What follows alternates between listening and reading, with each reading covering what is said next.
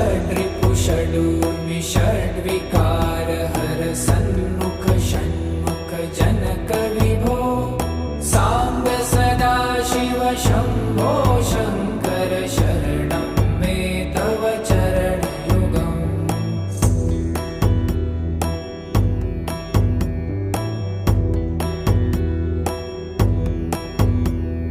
सत्यं ज्ञानमनन्तं ब्रह्मेति लक्षणलक्षितभो साम्ब सदा शिव शम्भो शङ्कर शरणं मे तव चरणयुगम्। हा हा हू हू मुखसुरगायक